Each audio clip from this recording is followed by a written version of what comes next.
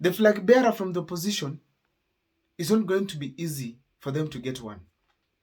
To choose the flag bearer is not going to be an easy task. Most of these people are going to shelf the ambition. They must shelf the ambitions. On this particular video here, I want to take you through on some of the factors they'll consider when they're going to decide on who becomes the flag bearer of the opposition to face President William Ruto. But before I take you through, please, if this is the first time you're watching my videos, kindly take a second or two, subscribe, and please make sure that you also comment after watching my video. Let me give you 2 seconds to subscribe before I proceed.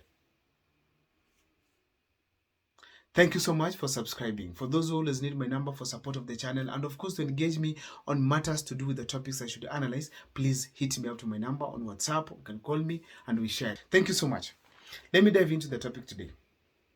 Now, what are some of these things that are going to be used? First of all, let me register that if these people hit wrong, they are going to be buried completely. Buried politically. More especially the person going to stand for the presidency is going to be buried completely.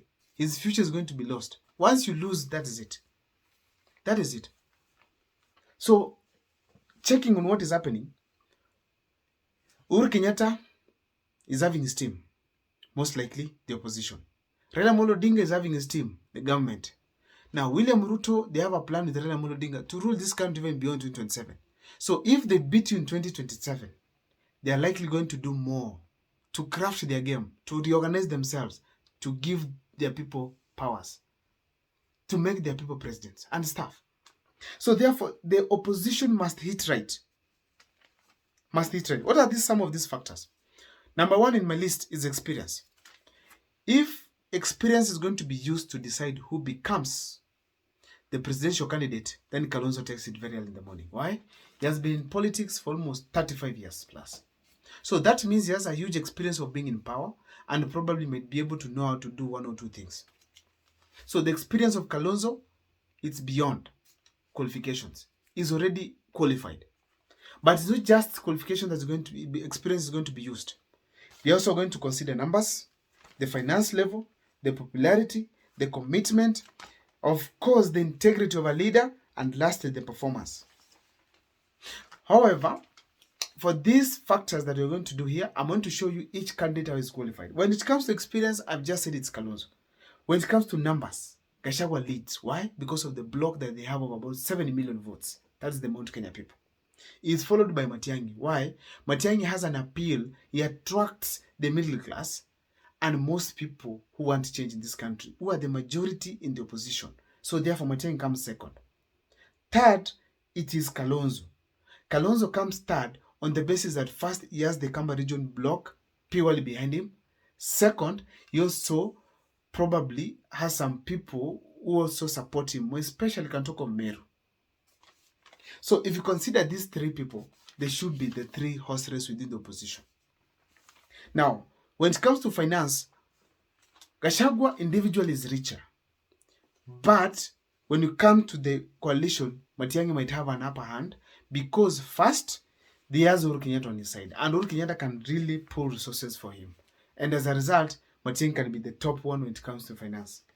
When it comes to Rigathi Gachagua, is also rich, but his richness cannot be able to propel a nationwide campaign. It cannot be possible. Number 3, it's popularity. As we speak today, Matiang'i is the most popular. I've done a video on that to show you how people are talking about him on social media. I have to really admit that Kalonzo Musyoka is not good spoken of because he has nothing good to show the people of Kenya did when he was in power. Basically, that's the major reason. And as a result, also, you all know that Kalonzo Musyoka, there's a perception of people not trusting him. So that is one of the reasons as to why he's not that popular.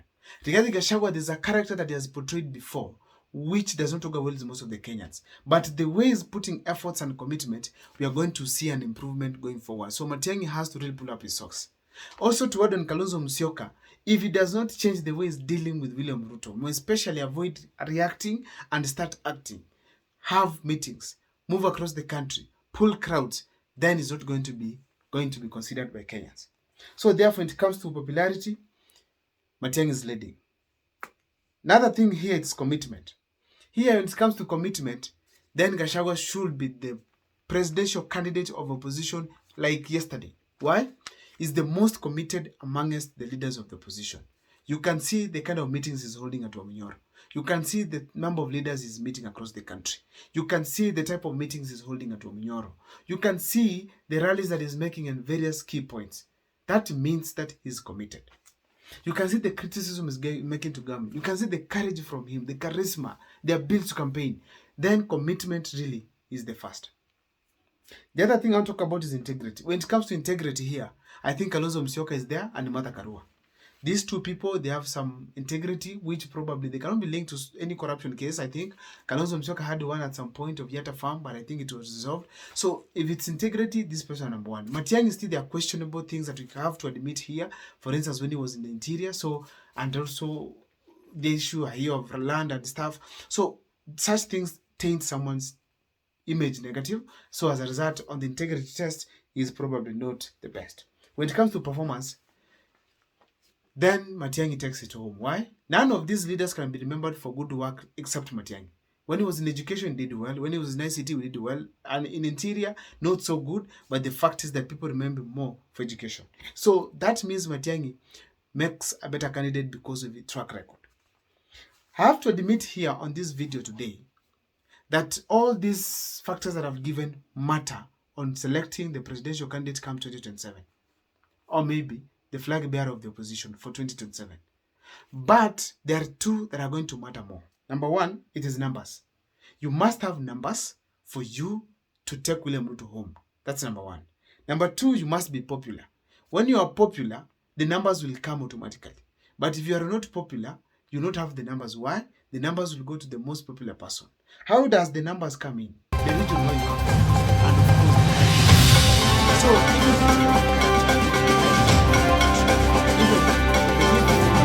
stand for president, and then people come and like someone else, they'll vote for the someone else. Because in William Ruto's regime, as we speak today, the problem we have is poor delivery of services. So if you get someone who represents service delivery, then that person is going to get the seat. And of course, in this case, it's Matiang'i. But the fact is, as we speak today, that numbers come from Mount Kenya, and if not the tribal level, you have the popularity across the country. So they're going to consider, is Matiang'i having more numbers through his popularity than Gachagua, the 7 million?